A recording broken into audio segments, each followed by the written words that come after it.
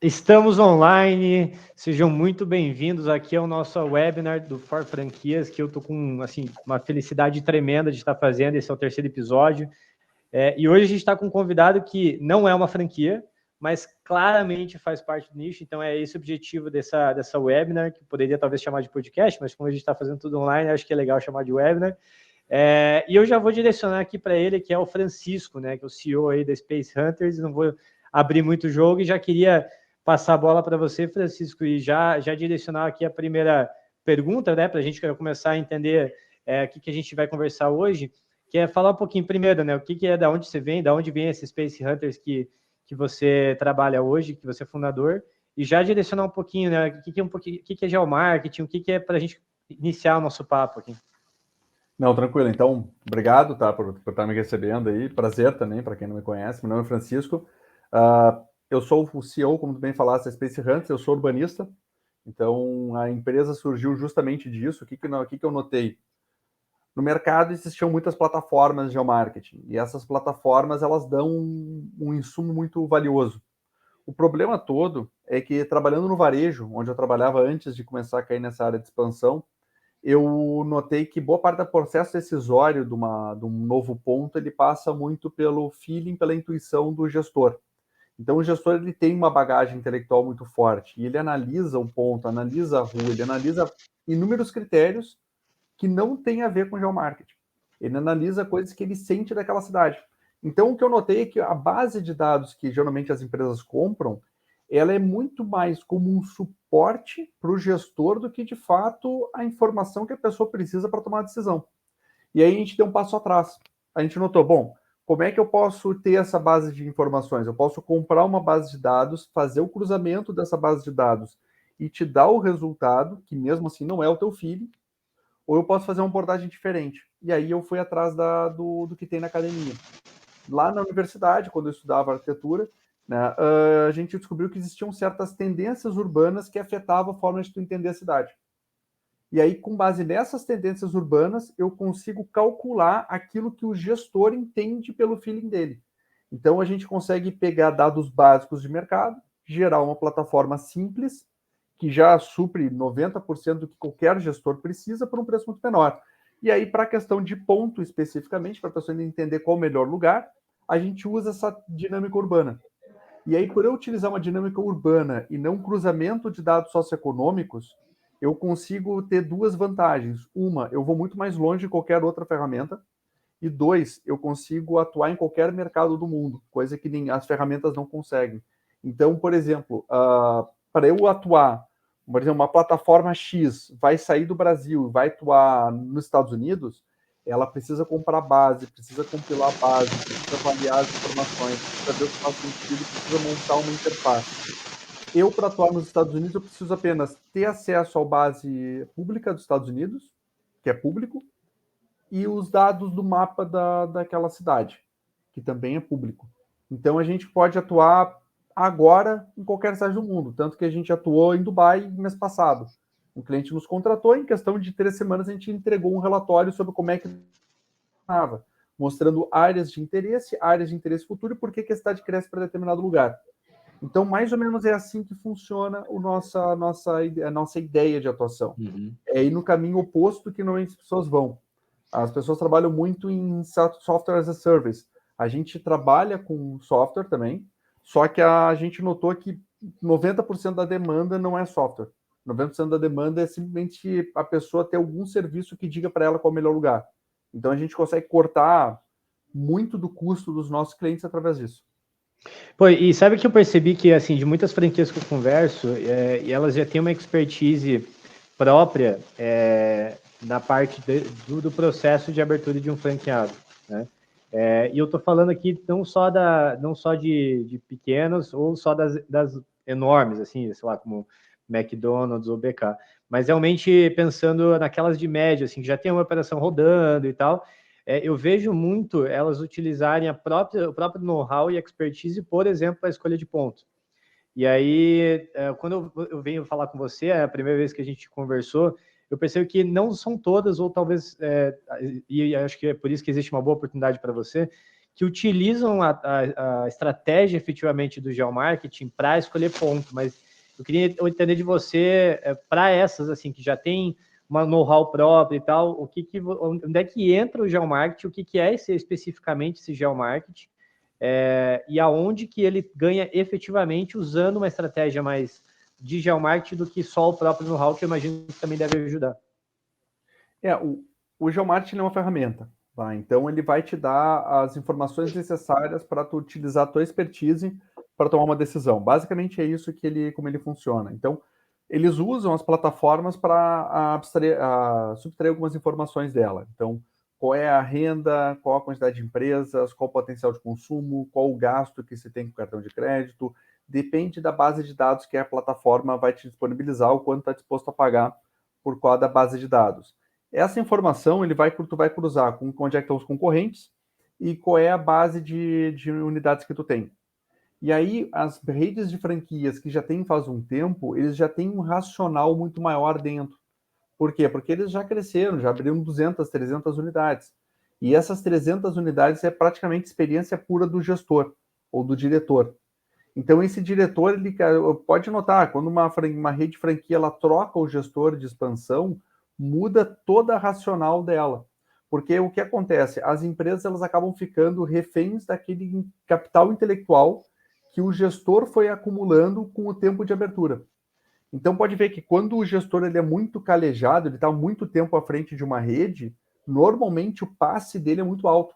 Por quê? Porque ele tem todo o racional por trás daquela rede. Quando ele sai, a empresa perde toda a racionalidade que tem. E esse é o problema. Porque as plataformas de geomarketing, elas não retêm esse capital intelectual. Elas apenas são bases de dados. Por isso que, normalmente, quando um gestor de expansão sai de uma rede e vai para outra, ele leva junto a plataforma preferida dele, porque é a ferramenta que ele está mais acostumado a utilizar para aplicar o racional que ele tem de expertise. E esse é o grande gap do mercado. Porque o que acontece? No final das contas, as franquias, elas não têm um racional de expansão. Não só franquias, as empresas não têm racional de expansão. Eu trabalhei muito tempo como arquiteto de visual merchandising na maior empresa de varejo do Brasil, varejo de vestuário. Lá dentro, eles não têm um racional de expansão. É o gestor que tem toda a expertise. No momento que eles trocam o gestor que está cuidando da parte de expansão, troca radicalmente todo o racional da equipe, ao chegando ao ponto de trocar toda a equipe.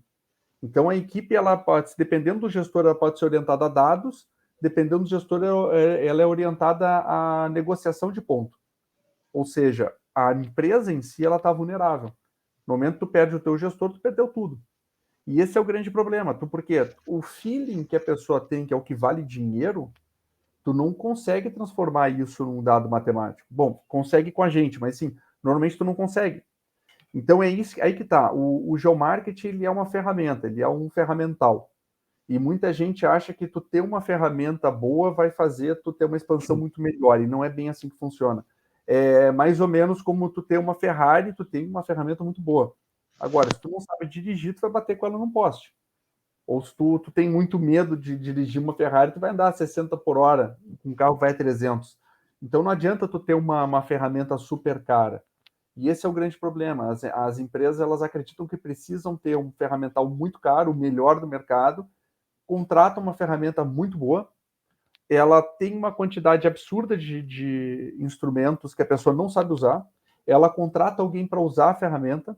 Então, o que acontece? Tu tem um funcionário, tu paga caro para usar uma ferramenta cara, só que quem está tomando a decisão é o gestor, com base na experiência dele. Em muitos casos mesmo, o que a gente notou que acontece é o gestor que está lá na frente, ele não sabe usar a ferramenta, ela é muito complicada, ele usa 10% da potência da ferramenta e ele está usando a expertise dele, que é o que conta mesmo. Tanto que a gente atua nos Estados Unidos. Nos Estados Unidos, é 85% do mercado de geomarketing do mundo. 85% dos dados do mundo são comprados naquele país. A expansão das marcas é feita através de realtors. Ou seja, é um corretor. É o corretor que diz esse ponto é bom e o cara vai. A gente estava negociando com uma empresa chamada United Franchise. Os caras têm um braço inteiro dentro da empresa deles só por real estate, onde eles negociam, avaliam um ponto. E o conhecimento dos caras não é geomarketing, o conhecimento dos caras é mercado. Eles vão lá, analisam o que funciona, é feeling. Os caras alimentam um feeling dentro da empresa e eles conseguem criar uma bateria, uma quantidade de dados. E se for entrar no BK, for entrar no McDonald's, é assim que elas funcionam. Elas têm plataforma de marketing? Tem plataforma de geomarketing. Mas o que eles mais fazem dentro do BK e do McDonald's não é usar plataformas, é cruzar todas as plataformas que eles têm com a expertise dos gestores para criar uma metodologia baseada na expertise. Então, assim, o Renner, rede de varejo, usa muito isso. Então, a Renner usa um ferramental interno deles muito grande. Eles têm ferramentas de marketing, mas eles usam muito a ideia, o que eles construíram dentro da própria empresa, para replicar isso. Então, assim, o problema hoje em dia é que muita franquia de médio porte acha que para fazer expansão é só ter uma plataforma. E não é. A plataforma é uma ferramenta que tu vai usar para chegar em algum fim. E aí a gente tem vários clientes nossos que tinham plataformas caras e não acabavam utilizando. Estavam usando 10% e comprometendo 100 mil, 12 mil de orçamento mensal. Né? Então, isso aí, mais funcionário dedicado para isso. Então, esse é o paradigma que a gente tenta quebrar. Fala, pessoal, tu não precisa disso. Tu pode gastar R$ 500 por mês numa plataforma para ter aquilo que tu precisa só de insumo para tu conseguir chegar no teu ferramental intelectual. No resto de uma cidade que tu não conhece, eu posso te transformar, te dar esse teu ferramental intelectual de forma matemática com a nossa metodologia. Então a gente cria uma metodologia que diz, sabe aquilo que tu sente em São Paulo? Pois é, Belém, essa aqui é a zona que é parecida com Pinheiros, por causa dessas características urbanas. E é isso aqui que tu está buscando para a tua marca. Aí dá para ele um relatório, e aí com base nesse relatório ele toma a decisão mais fácil. E ele acabou de economizar 12 mil por mês. Entende? Então é mais ou menos essa a lógica, é tentar entender um pouco antes, não por que tu precisa de uma plataforma, mas por que tu precisa, o que tu usa para expandir? E essa foi a pergunta que a gente fez na Space. Então, por exemplo, eu sei que não existe, eu não conheço todas, né, mas eu sei que existem algumas ferramentas de geomarketing, geolocalização, que utilizam dados de geolocalização hoje no mercado, até porque você consegue comprar dados, né, e tal. O que diferencia a Space Hunters especificamente dessas plataformas que, pelo que eu entendi, só vendem o SaaS e meio que o usuário que se vire, né, falando assim. O que diferencia é que, assim, a parte de dados, a gente trabalha como commodity. Então, assim, tu pode acessar a nossa plataforma, nossa que se chama Space Data. Ela custa aí, plano nacional ilimitado, R$ 459 por mês, ou seja, ela é bem barata comparado com o que tem no mercado. Mas nela tu vai ter os dados abertos da Receita Federal e do IBGE, que a gente notou que é o que a grande maioria dos gestores usam. Mas aí que tá, a gente sabe que isso é importante para definir se vai vender, na hora de chegar um franqueado, tu precisa abrir o computador e mostrar para o franqueado, ó, como a tua cidade é boa. Isso é uma coisa. Segunda coisa que a gente faz é criar relatórios de potencial de cidades que a pessoa pode ter. Então a gente vai lá e ranqueia as cidades do Brasil, mostrando quais são os melhores e quais são os piores. E aí isso ajuda a equipe de venda de franquia. Então a pessoa sabe para qual cidade que ela pode vender, para qual cidade que não tem mercado. O terceiro critério que a gente faz é uma avaliação completa da rede do nosso cliente. Então a gente cria um dashboard para entender com o nosso cliente como é que a rede dele funciona, entender de fato qual é o mercado que ele está buscando frente a questões demográficas. E a quarta frente que a gente faz é atuar com uma questão da gente ser o braço de expansão da empresa. Então, assim, a gente sabe que vai ter o gestor de expansão, ele vai ter a sua equipe, mas a gente trabalha muito com os nossos clientes de a gente ser o expert, ou seja, a gente trabalha com o abraço urbano, calcula como a cidade funciona e mostra para o cliente, para o franqueado principalmente, que comprou a franquia, qual dos pontos que está sendo avaliado são os melhores. Então a gente mostra no ranking de custo-benefício, explica por quê. Ou seja, tudo aquilo que a gente mostra com tendências matemáticas, com base no desenho da cidade, é basicamente aquilo que o gestor de expansão ia falar para o cliente com base em ele analisar uma ferramenta de geomarketing. Só que eu consigo passar com idoneidade, porque eu sou um terceiro que estou mostrando matematicamente os dados, e eu consigo, segundo, mostrar em dados. Eu mostro graficamente por que aquela é a via de fluxo, por que aquele é o bairro que concentra, por que aquela é a zona da cidade que está crescendo. Junto tudo isso com os dados demográficos e junto isso com a comparação, a gente ranqueia como é que estão os principais concorrentes pelo nosso sistema, com os imóveis que o cliente nos passou, os imóveis que a nossa equipe analisou, eu posso dizer, ó, tá vendo esses 13 imóveis, tá vendo? Tem um quarto que a nossa equipe achou, esse quarto imóvel pode ser bom para ti. Tá aqui o link da imobiliária, entra em contato, por esse preço ele tá valendo a pena. Isso daí dá aquela segurança para o franqueado que depois, lá na frente, para o franqueador, ele vai perder dor, não vai ter tanta dor de cabeça, porque ele vai saber, ó, de acordo com o relatório, o teu ponto ele é bom por causa de A, B e C, mas no critério D, E e F, o teu ponto não é tão bom. E isso tu já sabia na hora que tu fez a contratação. Então, para resolver esse problema, eu sei que a gente pode atuar no preço, a gente pode resolver a questão de gestão. Isso facilita. Enquanto eu só pego um dado de uma plataforma e vou no feeling, o gestor da expansão não consegue passar essa segurança. Então, esse que é o diferencial. A gente Cara, foi direto na dor. vai bem mais do que eu imaginava, porque não é só a escolha de ponta. Inclusive, qual região, se eu sou uma franquia de, sei lá, açaí ou sorvete, qual região hoje do Brasil posso atacar com tráfego para eu não perder dinheiro, porque eu sei que lá tem mais potencial de vendas. Então, eu posso usar a consultoria e a plataforma de vocês desde o início, né? Junto lá com a adaptação do projeto arquitetônico até. Exato. E é bem isso que a gente faz. Então a gente brinca, o pessoal, é barba, cabelo e bigode. Então, assim, por um preço que a pessoa pagaria uma plataforma, né, a gente consegue dar uma plataforma, mas dar uma assessoria junto.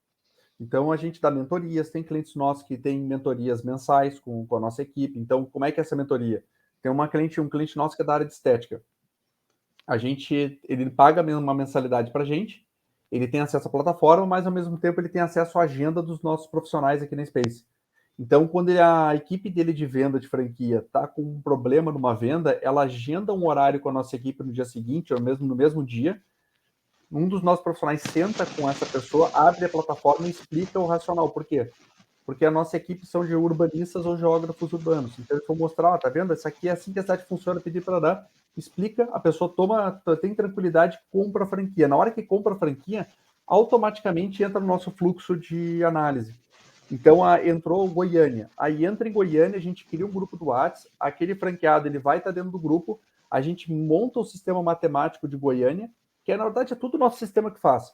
Né? Então, nosso sistema cria um sistema matemático, pega o sistema do Space Data, coloca dentro, analisa os concorrentes, aí a única coisa que a gente faz é ver qual concorrente de fato faz sentido colocar dentro daquela análise, e a gente faz uma avaliação de imóveis, ou seja, o cliente nos passa um imóvel, ou a gente vai atrás dos imóveis. Por isso que leva até 3 semanas, por essa relação de analisar os imóveis, e a gente monta um relatório. Nesse relatório, a gente entrega para o cliente, faz uma apresentação, grava ela, explica como é que a cidade funciona, dá uma aula de como é que a cidade funciona, mostra dado a dado, explica os critérios todos e dá um ranqueamento final para o cliente, para o franqueado. Ou seja, o franqueado recebeu uma aula de como a cidade funciona, explicou como é que o mercado se comporta, explica as tendências urbanas da cidade e mostra como é que os imóveis que ele está avaliando são bons ou não. E ainda a gente fica 3 meses dando suporte para a questão da escolha do ponto. Então, assim, a gente, por um preço relativamente barato, menos de um aluguel que a pessoa vai estar pagando, ela recebe toda uma segurança e uma certeza sobre a relação da localização que ela está avaliando. Ela consegue entender a dinâmica da cidade e a gente consegue dar uma segurança maior para o gestor de expansão. Então, o gestor da franquia, ele ganha muito, porque a gente consegue explicar aquilo que ele sente no feeling dele em termos matemáticos. A franquia também ganha, porque ela não fica na mão de um gestor. Porque no momento que vai dar um infortúnio, um gestor quer ser uma oportunidade da vida dele, ele vai para outra empresa muito maior, que é o sonho dele. A empresa não, a franqueadora não vai ficar à mercê. Ela vai poder contar com a gente, porque a gente tem aquele racional salvo aqui. Chegou um novo gestor, bom, isso acontece direto, nossos clientes trocam de gestor de expansão. A gente entra, faz um onboarding e explica, ó, isso aqui que a gente analisa. É isso aqui que a gente vai fazer. Não muda o processo de expansão. E Francisco, sendo bem sincero para nós aqui, se eu sou uma franquia, eu tô, sei lá, vamos pensar, eu não quero, como o papo aqui de For Franquias não é para muita gente tem muita gente que já tem operando, né? Não que está pensando em franquear, mas pode servir também. Mas só para a gente colocar assim em prática, assim, eu sou uma franquia, eu tenho 10 unidades e estou agora pensando na minha aceleração, estou acelerando já com 100 unidades. você vê também esses dois nichos, né? Esses dois tipos de clientes que a Space Hunter realmente atenderia. Porque eu tô perguntando isso? Pelo ticket, realmente. Tipo, eu, como 10 franquias, só tudo bem menos quem está com 100 unidades franqueadas. Existe um ticket para cada um, porque, né, querendo ou não, é um investimento que ele vai fazer em prol da melhoria, obviamente, né? Mas existe um ticket, ou vocês estão só olhando para algum tipo de cliente específico hoje? Não, a gente tem. Então, boa parte dos nossos clientes, eles estão começando o processo de expansão. Então, vão abrir 10 lojas esse ano, estão projetando 12 lojas ano que vem, a grande maioria são quem está iniciando. A gente tem clientes maiores, óbvio que tem rede de 300, 400 lojas, mas a gente gosta do pequeno. Por quê? Porque justamente o nosso produto, ele se encaixa bem em qualquer orçamento. Então, nós temos clientes que pagam 4 mil por mês para ter mentoria, avaliação, plataforma, dashboard e as análises. A gente tem cliente também que é bem pequeno, eles pagam R$ 1.700 por mês e eles têm acesso a mentorias, eles têm acesso à plataforma, eles têm acesso à análise da rede, eles têm acesso ao que a gente chama de melhores cidades, que é aquilo de ver o potencial de expansão. E a gente tem cliente que paga 1.400 por mês. Aí é uma mentoria por mês só, que a gente vai fazer uma coisa pontual para algum cliente, a gente avalia a rede inteira, avalia o potencial de expansão e alimenta o dashboard, além de dar a plataforma completa para a pessoa ter acesso ilimitado para o país inteiro. Então a gente tem a preço, e tem cliente nosso que só paga a plataforma. Né? Então tem cliente nosso que paga a plataforma, e aí quando tem um franqueado, ele está com dúvida, o franqueado paga uma análise nossa. Nas análises elas partem em torno de R$ 4.000 uma análise, que é menos de um aluguel. Então, assim, existem todo tipo de parceiro. O grande maioria dos nossos clientes eles pagam uma mensalidade que é menos do que uma outra plataforma aí no mercado. Não estou dizendo se uma específica, é menos do que qualquer uma plataforma, mas ele vai ter um pequeno suporte. Né? E aí ele consegue ter um pouco mais de valor, a gente consegue entregar um pouco mais de auxílio para ele. E a gente tem clientes que, de fato, a gente é o braço de expansão da pessoa. Está lá em reuniões bimestrais, senta junto com a mesa do conselho, mostra aquilo que a gente avaliou, mostra aquilo que a gente percebeu. Por quê? Porque o nosso cliente sabe que a gente é uma empresa de urbano, especializada em expansão. Então, eu não sou alguém que só pega dados e mostra, tá aqui, mas eu consigo interpretar uma cidade. E isso é uma coisa que eu notei que é muito mais forte do que apenas cruzar informação. Porque na hora que eu pego dados de Brasília e pego dados de Belém do Pará, eu estou falando de ambientes urbanos completamente diferentes. E eu entendo isso. Eu sei que Palmas tem uma dinâmica urbana naturalmente diferente da Zona Sul do Rio. E eu sei que a Zona Sul do Rio ela é naturalmente diferente da Barra da Tijuca. Porque o desenho urbano dessas cidades são diferentes. Eu não posso apenas trabalhar dado por dado. Eu preciso entender que a dinâmica do desenho da cidade afeta a forma de tu viver. É por isso que a gente está negociando trabalho na Arábia Saudita. Porque na Arábia Saudita não importa a cultura. Eu sei que a cultura, em muitos casos, pela evolução da nossa vida civilizacional em cidade, acompanha o desenho da cidade. Então, assim, eu vou pegar... Teve um cliente nosso que falou, poxa, mas eu morei na China, e na China o pessoal destruía cidades milenares e construía uma cidade novinha em folha do lado e pegava a população e botava na cidade nova. Aí ele falou, a parte cultural afeta, como é que vocês podem prever a parte das Filipinas, que é uma cultura diferente da cultura brasileira? Aí eu perguntei para ele, olha, eu concordo. Agora, tu foi nas duas cidades chinesas, ele foi. Eu falei, tu notou que elas eram diferentes, o convívio das pessoas era diferente de uma cidade para outra ali. Ah, era diferente. Era a mesma cultura e era literalmente a mesma população. Mudou a forma das pessoas usarem a cidade, mudou o comércio, mudou tudo. Brasília é completamente diferente a vida em Brasília do que a vida em Goiânia. Consegue dar um exemplo para nós? Pô, pegando esse gancho, por exemplo, Brasília e Goiânia, desculpa te interromper, mas é que eu queria muito que você falasse do Brasil. Tá. Assim, a Goiânia tem comércio de rua. E o comércio de rua, ele funciona como comércio de bairro. Brasília não tem isso. Pela maneira como a cidade foi desenhada de Brasília, tu tem as superquadras, para quem não está familiarizado com a parte de urbanismo, tem o que o Lúcio Costa chamava de superquadra. Então, tu tem uma quadra enorme, que dentro dela ela é subdividida. Então, tu tem a área de serviços, que é onde entra na superquadra, tu tem a área de habitacional, e as áreas habitacionais são subdivididas em blocos habitacionais. Ela funciona como se fosse uma árvore, né? uma árvore genealógica, mais ou menos. Então, assim, cada superquadra, ela foi projetada para ter um núcleo de serviço. Então, quem mora dentro daquela superquadra tem uma área de comércio que era para ser a área onde essa pessoa ia conviver. O que acontece o que era para ser na teoria? Todo mundo era para comprar na padaria da sua superquadra. Na prática, cada superquadra se especializou. Então, tu tem uma superquadra que só tem açougue, tem uma superquadra que é especializada em restaurante, tem uma superquadra que é especializada em A, outra especializada em B. Por que isso acontece? Porque as cidades, elas clusterizam serviços. Se eu for para Goiânia, isso é mais orgânico, porque Goiânia é uma cidade normal, digamos assim, cidade mais tradicional. Então, em Goiânia, tu tem o setor Bueno, que é a área onde tem os colégios. Quase todos os colégios de Goiânia estão no setor Bueno, no setor marista. Mas do lado tem restaurante. Aí tu vai um pouco ali e tem padaria. Aí tu vai ali no setor Campinas, tu já tem mais comércio lá, ferragem, etc. Mas tu entra do lado tem restaurante de novo. A coisa é completamente orgânica. Então, tu tem entremeado dentro dos bairros, tu vai ter uma padaria, vai ter uma casa de carne, vai ter um açougue, vai ter um salão de beleza, vai ter um manicure. Tu desce do teu apartamento, anda ali 3 quadras para o lado, tem uma pequena merceariazinha. Isso é assim que funciona a Goiânia. Tu vai para Brasília, não é assim. Brasília, tu sai de carro do teu conjunto habitacional, já que tu tá de carro, bom, vamos andar 4 km para cima e vamos na próxima superquadra. E Brasília funciona assim. Elas funcionam completamente diferentes. Uma delas tu não tem como fazer tudo a pé, outra delas tu pode fazer bastante coisa a pé, até pela densidade de Goiânia. E aí é que tá, eu consigo entender isso, porque eu sei que o desenho está afetando. Palmas, no Tocantins, ela é uma cidade que ela também foi projetada. E aí tu tem os grandes eixos de Palmas, que ligam norte a sul, para os núcleos habitacionais, muito parecido, de certa forma, com as superquadras de Brasília. Então, tu tem o comércio todo de Palmas, ou está na área central de Palmas, no norte da cidade, que é a área administrativa, ou ele está ao largo desses eixos. Então, tu não tem comércio dentro dos bairros. É o diferente, por exemplo, Zona Sul do Rio, o bairro mais denso, a região mais densificada do Brasil.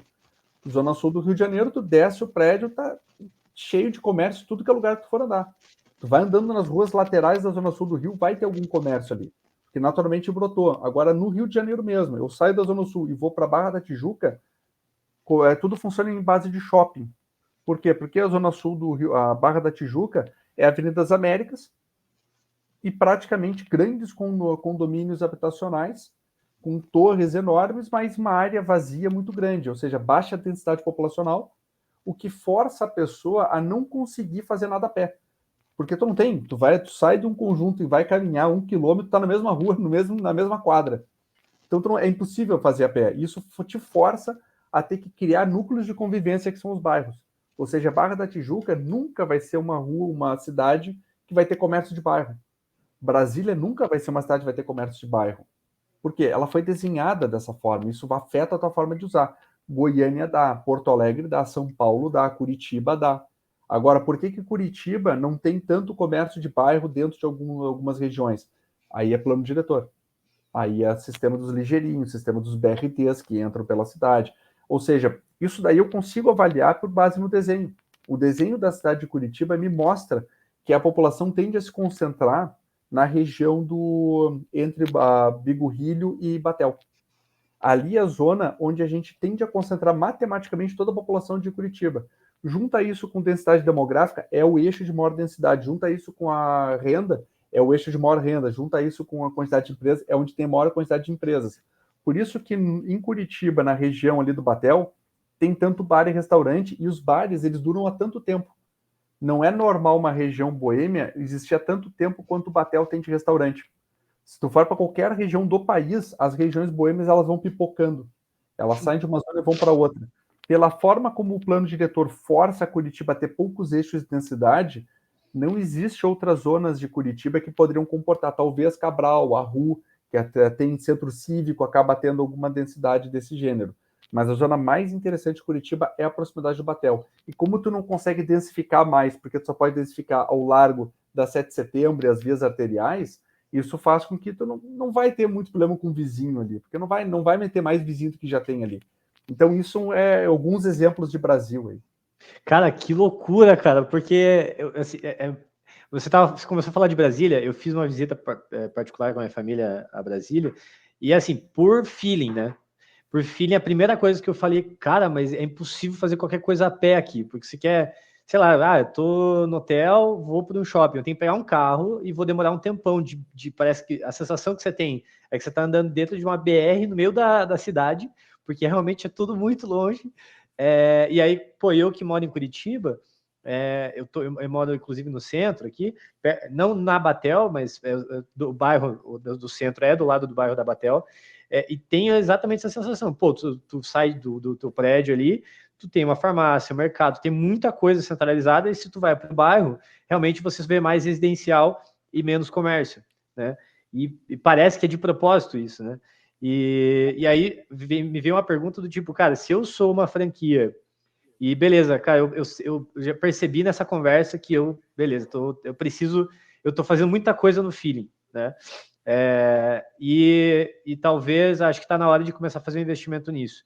Mas eu tô na minha operação no dia a dia, então eu tô fazendo demanda enquanto eu penso no investimento. Então, aonde que vamos pensar numa cidade, Ananindeua, no Pará. Tô indo para a cidade de Ananindeua, no Pará, primeira vez que eu ouço falar na cidade. Não é uma capital que talvez a gente conheça por visita de turismo e visita pessoal. Cara, por onde começo, né? Qual que é... Por que você pegou essa informação específica dos bairros, ou essa informação dos bairros é realmente a primeira que você faz quando você vai para uma cidade como essa? Assim, como é que a gente trabalha, e acho que é a forma que qualquer gestor deveria trabalhar, tá? Eu começo do dado mais generalista e e vou começar a funilar essa informação. Então, a Ananindeua, ela é na região metropolitana de Belém. Ela é uma cidade, como toda a região metropolitana, se tu for pegar os dados socioeconômicos de Ananindeua, as populações de maior renda, elas estão mais para o sudoeste, próximo da estrada que liga para Belém. Tá, isso é normal, pega qualquer cidade de região metropolitana, isso acontece. Alvorada, próximo Porto Alegre, acontece. A Aparecida de Goiânia, próxima a Goiânia, acontece. Se a gente for pegar Pinhais, próximo a Curitiba, também acontece isso. Então, primeira coisa, analisar onde é que está o meu cliente. Aí, uma plataforma de geomarketing consegue ajudar bastante. Eu consigo identificar onde é que estão as manchas demográficas e a concentração de empresas. Tá, eu já consegui identificar mais ou menos onde é que as pessoas estão. A segunda coisa que a gente faz, mas que o gestor pode fazer, é identificar a parte urbana. A gente faz isso com base no nosso cálculo matemático. Então, a gente pega o mapa de Ananindeua e da região metropolitana de Belém, coloca dentro do nosso sistema e ele me calcula a tendência matemática. Ele me diz, as pessoas naturalmente vão se concentrar aqui, porque a gente sabe, eu sei, que a pessoa ela tende a querer estar onde é próximo de tudo. Então, eu tenho como saber para que lado que a cidade está crescendo. Então, eu digo, a cidade vai crescer para cá. A dinâmica urbana está para cá. Quais são as vias de maior tendência de fluxo? Porque eu sei que a pessoa, quando vai do ponto A ao ponto B, vai pelo menor caminho.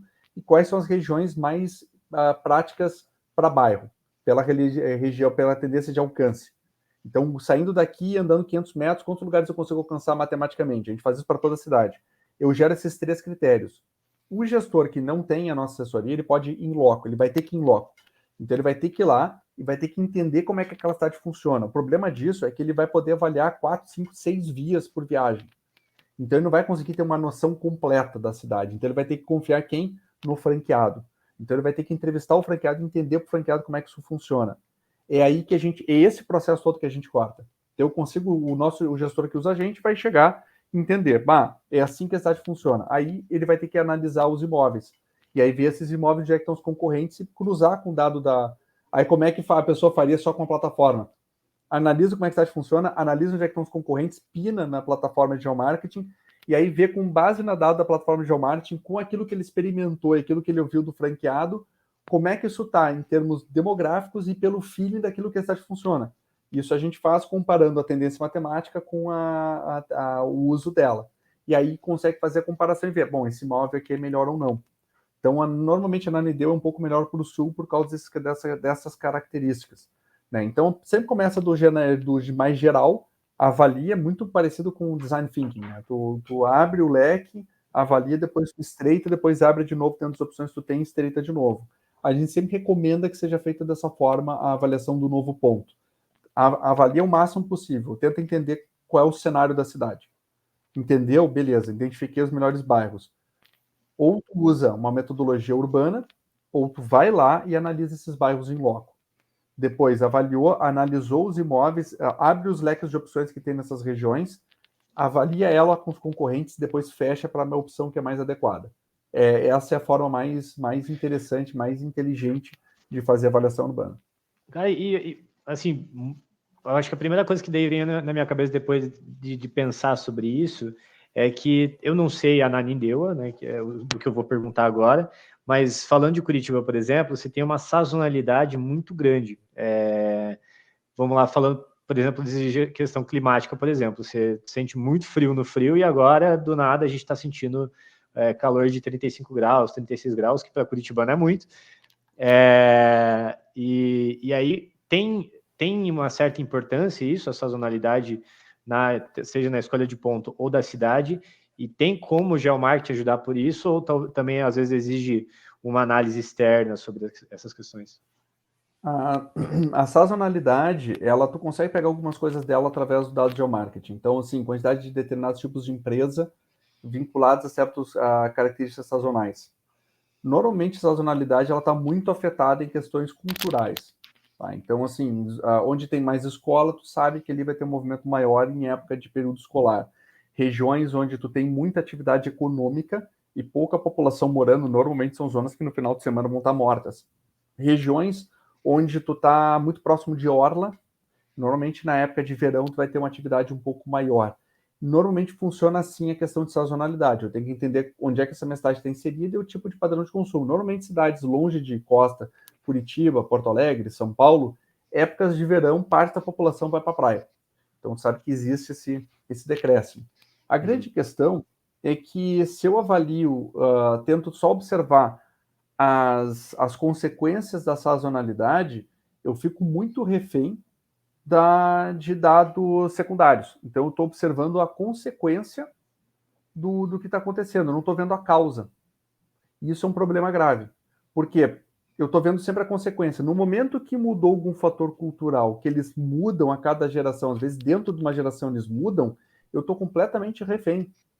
Então, um exemplo bom, centro de Porto Alegre, onde eu estou, a gente está ajudando até o pessoal aqui com um plano diretor. Então, o centro de Porto Alegre é uma região que nos últimos 40 anos está perdendo população. Perde população, perde população, perde população. O pessoal sempre tenta atacar as questões das consequências. Bom, tem muito mendigo, vamos resolver o problema de morador de rua. Ah, mas é que a rua está feia, vamos resolver o problema da limpeza da rua. Ah, mas é que o cais do porto ele está decrépito, então vamos deixar o cais bonito. Qual o problema disso? Ele está há 40 anos perdendo população. Ou seja, tem algum problema estrutural nesse quociente. Se eu for trabalhar apenas questões estéticas, eu estou trabalhando a consequência. Qual que é o grande problema? Daqui 5 anos depois de eu fazer aquela mudança estética, a tendência é que ela se deprecie. Então eu preciso resolver o problema estrutural. Eu preciso resolver a causa disso. E aí que entra a questão. Por mais que eu tenha sazonalidade numa cidade, se eu consigo entender a tendência de como essa cidade funciona, eu consigo também entender quais as zonas tu vai ser menos volátil, menos suscetível à sazonalidade. E aí que entra a questão de geomarketing. Conseguir entender estas zonas mais zonas que não são tão afetadas e zonas que conseguem ter uma resistência maior a essa sazonalidade. Normalmente, eu prefiro usar a questão urbana. Então, a tendência urbana eu consigo ver um pouco além. Por quê? O problema das plataformas, o problema do geomarketing, sim, é que ele trabalha com dado. E quando eu tenho dado, já aconteceu. Então, assim, eu estou vendo consequências de coisas que já aconteceram no passado. A grande vantagem, o grande desafio do geomarketing é ter a maior quantidade de dados novos para eu ter o menor delay em relação ao que já aconteceu. Então, tu está sempre sendo reativo. A nossa ideia é ser proativo. Então, em vez de eu trabalhar com dados daquilo que já aconteceu e tentar criar uma estratégia para frente, eu pego o que vai acontecer com base na tendência urbana e com base nisso, juntando com o que já aconteceu, eu consigo projetar um cenário um pouco mais para o futuro. Então, eu posso olhar Vila Leopoldina em São Paulo. Tá, é um bairro interessante, a alta classe está se desenvolvendo. Ao mesmo tempo, muita gente reclama em São Paulo que a Vila Leopoldina, o comércio que em alguns lugares estão localizados, é de baixo padrão. Ou tem muita gente de regiões mais periféricas. Por que isso está acontecendo? Porque a Vila Leopoldina é um bairro muito bom, mas morfologicamente, em termos urbanos, ele é periférico.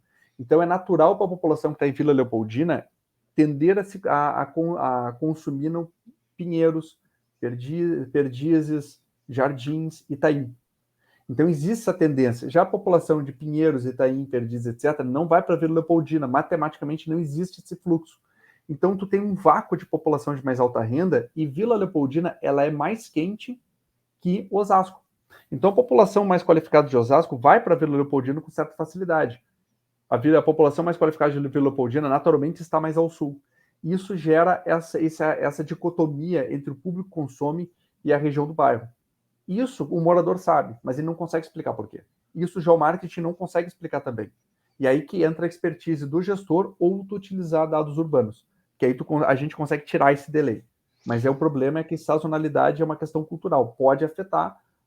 Existem bairros de Belo Horizonte que eram bairros industriais, estão sendo renovados, virando bares. A mesma coisa acontece em São Paulo, estão virando galerias, principalmente mais ao norte, próximo ali do Terminal Tietê, da Marginal Tietê. Existem bairros que eram bairros industriais, estão virando bairros de galeria comercial, galeria de artes, etc.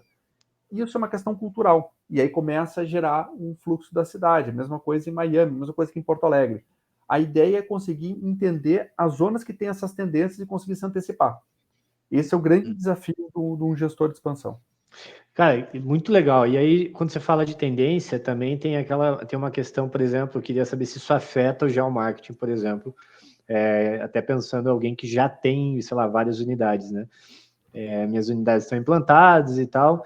Eu percebi uma tendência maior, e eu não sei se isso mudou, na pandemia, que era a compra online, né? Então, muito mais delivery, compra online no digital enfim, acho que a facilitação até de pessoas que não estavam habituadas ao online começaram a comprar. Não sei se isso ainda está, isso pode falar isso melhor que eu, mas isso afetou muito, afeta ainda o geomarketing, você ter essa compra, esse envolvimento maior do público com o online do que o offline?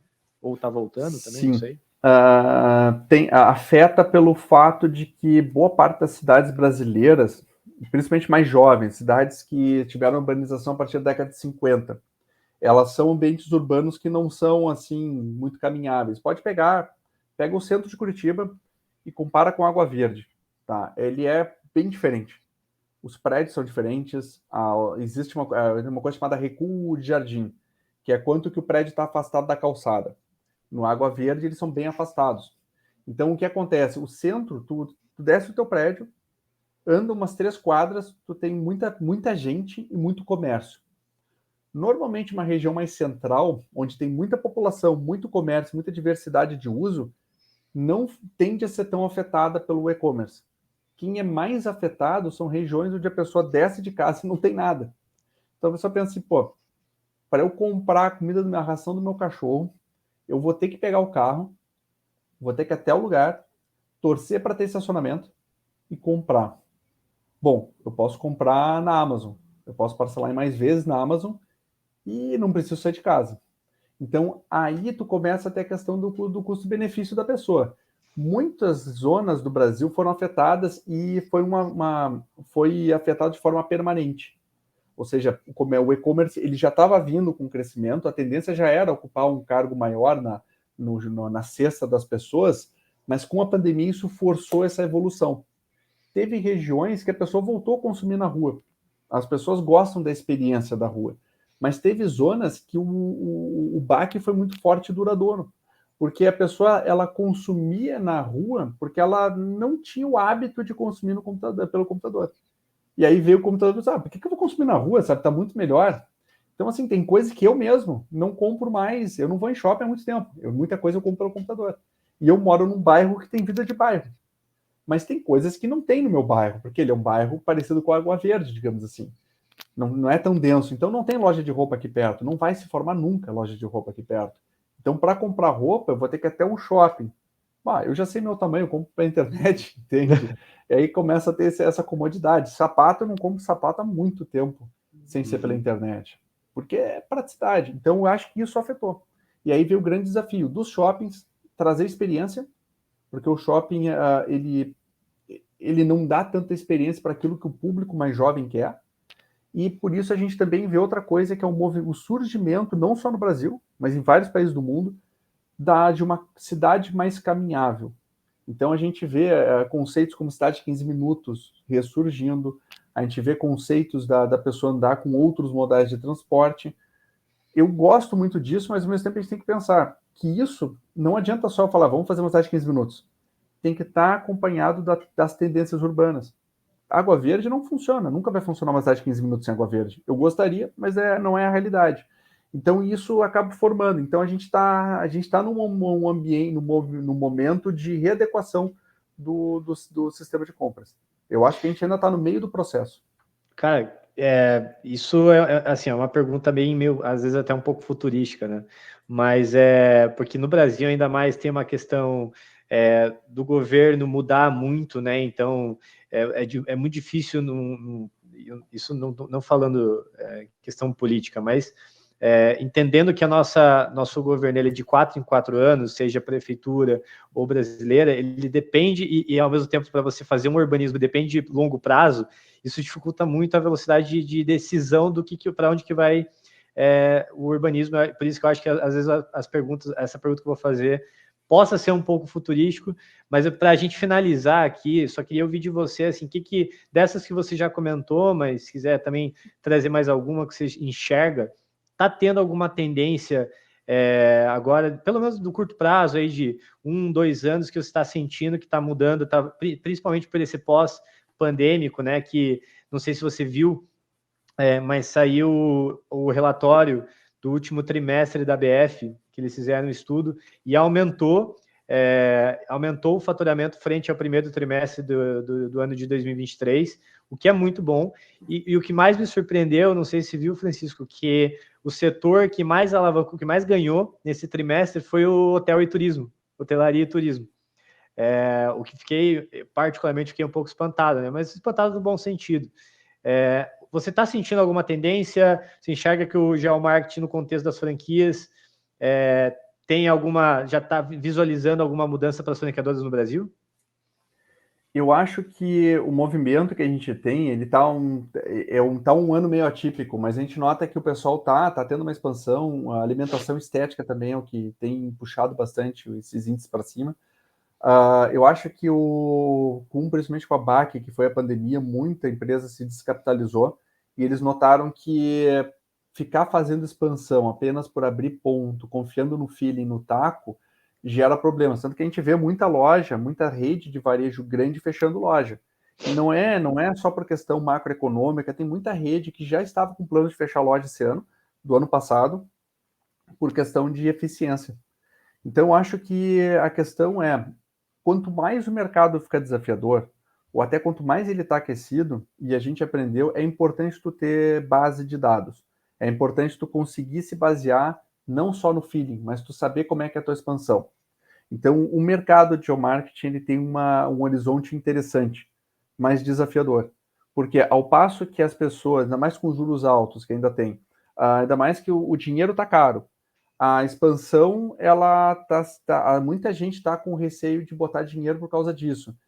Então, o teu movimento de expansão, o teu movimento de investimento, ele não pode ser só baseado no feeling. Ele tem que ser baseado em algo mais, ele tem que ter mais certeza.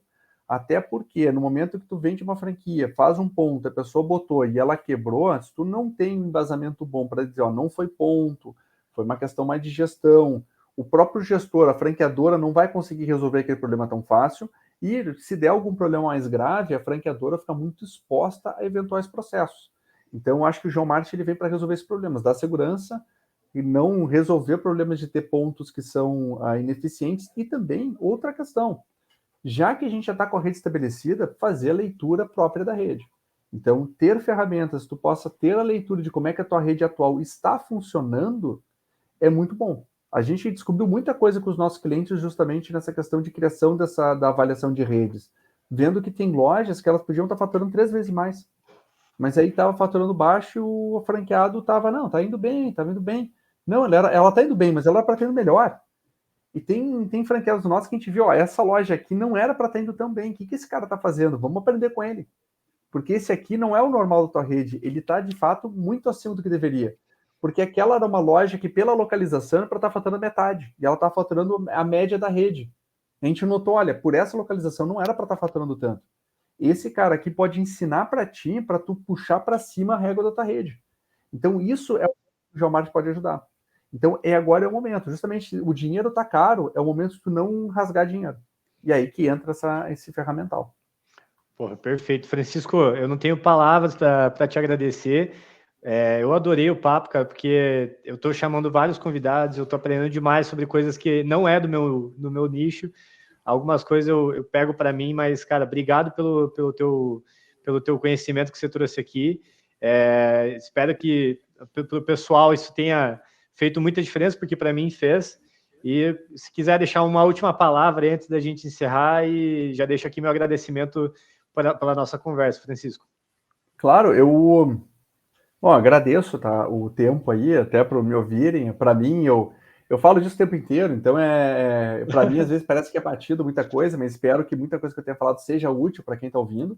E, eventualmente, quem tiver interesse em conhecer um pouco mais, pode entrar em contato com a gente, né, aqui da Space Hunters. A gente vai estar mais do que feliz para resolver o problema de dúvidas, problema de expansão. Às vezes, só trocar uma ideia, ver como é que funciona uma questão, quer entender alguma tendência, a gente está total aberto para isso. Boa, show de bola. E eu vou colocar o link aqui do contato deles e do site deles aqui na legenda do vídeo do canal, para todo mundo poder ter fácil acesso também. Beleza, gente? Obrigado, valeu, Francisco. Qualquer coisa, valeu. Vamos fazer de novo mais um papo aí. Pô, certamente. Abração valeu. aí. Abraço.